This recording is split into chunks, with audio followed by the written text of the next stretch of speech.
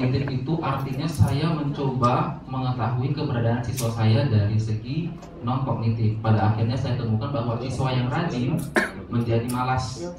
Ada siswa banyak sekali yang nilainya pas ujian semester nilainya 8, asli 8, saya koreksi, pada saat online itu nggak masuk di Google Classroom, nggak aktif di WhatsApp. Kecewa, tapi itu yang menjadi kenyataan. Siswa yang rajin malas. Nah, siswa yang rajin pada online bukan siswa yang pintar. Nah, itu jadinya yang jadi masalah. Kedua, siswa dibebani banyak tugas. Misalnya guru matematika, saya sampai berdebat sama guru matematika, Pak jangan kasih waktu untuk belajar online. Itu harus fleksibel, tapi nggak bisa. Akhirnya ya sudah, itu jadi menghambat mata pelajaran yang lain. Kemudian tidak semua siswa punya gawai atau telepon genggam. Saya sudah ditanya dan pada akhirnya ada 2 orang yang nggak punya. Gitu. Kenapa 2 orang nggak punya? Saya coba sedikit beritahu karena kondisi ekonomi keluarga. 2 orang tuanya itu nggak kerja gara-gara pandemi kemarin. Yang jualan jadi kekurangan pendapatan, itu yang jadi masalah. Pada akhirnya siswa jadi mengalihkan KBM menjadi bekerja sampingan. Nah itu yang kemudian jadi beberapa untuk poin ini. Ada siswa yang berasal dari keluarga non sejahtera, dia berusaha untuk mencari untuk bayar uang sekolah. Mohon maaf Bapak Ibu, saya tidak sedang mengeksplor kondisi sekolah saya, tapi uang sekolah di tempat kami itu 170.000 per bulan.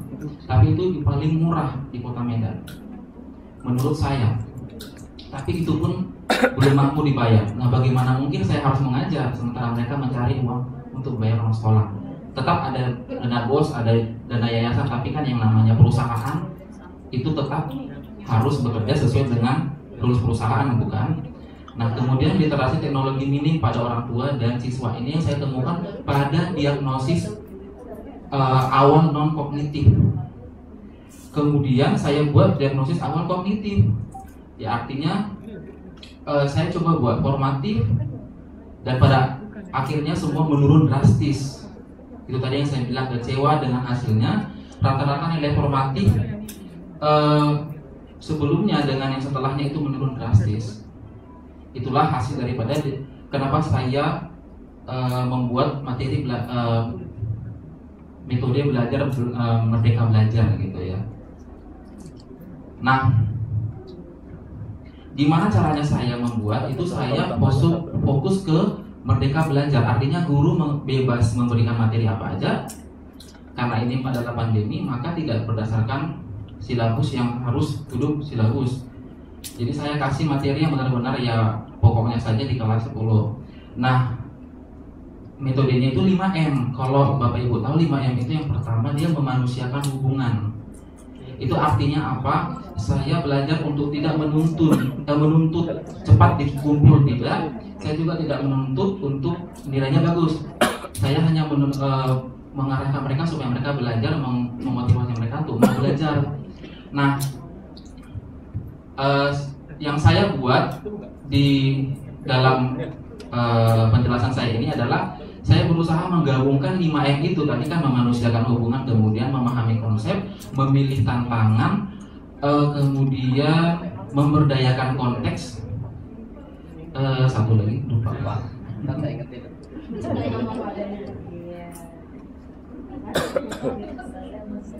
Memberdayakan konteks sama lupa materinya satu lagi kan. Nah, jadi yang 5M ini yang saya tekankan gitu supaya siswanya itu tidak lari, tapi pada akhirnya tetap aja nggak mengikuti. Saya coba pecahkan 5M itu dari segi, dan pada akhirnya ketika 5M ini saya buat ternyata ada tiga kompetensi yang berhasil dibuat gitu, bukan satu. Pada akhirnya jadi ada 3. Yang pertama komprehensi oral saya buat pakai Anchor. Ini aplikasi yang saya download, bentuknya audio penjelasan, jadi kayak podcast. Kemudian habis itu ya saya buatlah ada saya kasih background musik. Ini tujuannya apa? Saya sedang berusaha untuk memahami konsep. Artinya saya memberikan beragam konsep sama mereka. Saya kasih audio, saya kasih PDF, saya kasih video, saya kasih yang lagi nanti seterusnya. Nah ini tadi yang saya maksud dengan memahami konsep juga. Tadi kan ada kompresor oral kan, pada akhirnya sudah berhasil menjadi kompresor ekrit, mengeksplor, dekubrir soi-même melalui Google Formulir. Makanya tadi kenapa dari awal saya buat judulnya adalah integrasi Google Formulir, Kafka, Google Classroom, dan WhatsApp. Kenapa sebagai tujuan pembelajaran kan harus masuk 4 atau 3 atau 2 minimal. Ya kan, kalau bahasa hanya 1, dalam ini kan fokusnya 4 kali pertemuan. Ya. Nah, jadi untuk lebih memilih tantangan, jadi kan supaya mereka memahami konsep, maka saya buatlah Google Formulir ini. Kalau supaya jangan penasaran Google Formulir bentuknya gimana, awalnya, mohon maaf Bapak Ibu, awalnya saya sudah kasih materi ini sama mereka. Ini tadi saya kasih materi sama mereka. Saya buat ide saya sendiri, dekubrir soi-même. Gitu. Dekubrir soi-même ini extraversion ou introversion gitu. Artinya gini, di sisi remaja ini penting. Mereka itu sekarang lagi zamannya mengenal diri mereka sendiri. Apakah mereka punya pribadi yang extraversion atau introversion? Dalam bahasa kita, dalam yang lainnya disebut saya introvert, saya extrovert, atau saya ambivert. Ini baru bagi beberapa orang, tapi kalau bagi anak yang kelahiran 90-an, 2000-an itu sangat-sangat jadi tongdong sebagai mereka untuk mengenal kepribadian mereka. Nah, di sini saya coba jelaskan dalam bentuk PDF. Saya juga buat audionya, saya juga buat videonya. Itu tandanya supaya saya beragam memberikan materi. Ini saya seperti ini semua. Bapak Ibu nanti boleh lihat. Menjadi introvert tidak masalah. Kira-kira begitu. Saya kasih penjelasan dalam bahasa Indonesia. Berikut pertanyaan. Timernya siapa? Habis ya? 3 menit lagi. Lanjut.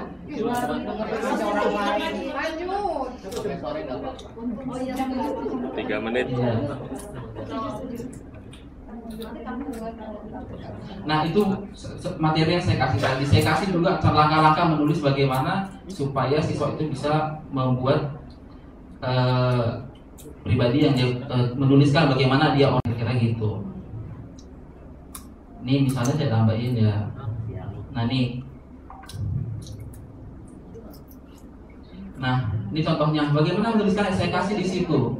Misalnya contoh, je suis Tara, T tolérant, A adorable, E romantique, A attentionné. Nah, dari mana dia bisa menuliskan ini? Saya kasih list vokabuler. Jadi dia hanya copy aja. Berikutnya saya juga kasih bagaimana menulis karaktermu saat ujian. Jadi ini lebih ke memberdayakan konteks. Artinya gini, saya tanya sama mereka, kamu lagi ujian online di mana? Gitu. Berkaitan dengan sama, masih karakterize une personne. Moi pendant le cours en ligne, je suis antipati. Saya selama belajar online saya tak peduli. Ada saya buat lagi, moi pendant la classe à la maison, je suis courageux atau courageuse. Ini mereka copy, asli copy 100%. Jadi mereka hanya nanti pakai di proyek berikutnya. Saya udah ajari sampai semuanya, saya kasih vokabulernya semua, saya kasih semuanya. Jadi mereka hanya copy semua. Saya juga udah jelasin semuanya, langkah-langkahnya bagaimana, termasuk kalau mau bilang saya orangnya pemalu, saya orangnya timid, saya orangnya ekstravertik, desuit kan ekstravertik, saya jelasin semua di situ. Nah, ini materinya. Lanjut tadi.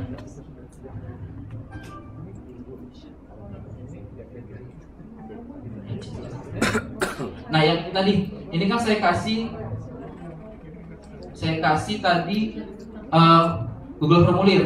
Ini masuk lagi tahapnya. Udah memahami konsep, memilih tantangan. Artinya dikasih tantangan lagi untuk mengenal. Tadi kan ada belajar PDF, saya kasih lagi tantangan sama dia untuk mengenal dirinya lewat Google Formulir yang saya kirim.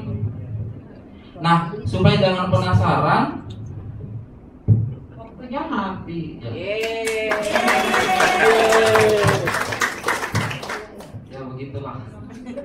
Apa-apa. Bisa dilihat dibaca di berikutnya. Oke, siap. Ya.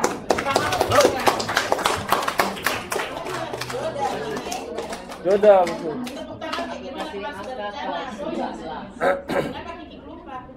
Nilainya Terima kasih Bapak Ibu. Sama-sama. Nilainya Ada pertanyaan dari jangan lupa nilainya Bapak Ibu. Oh ya. Baik, Pak Ade.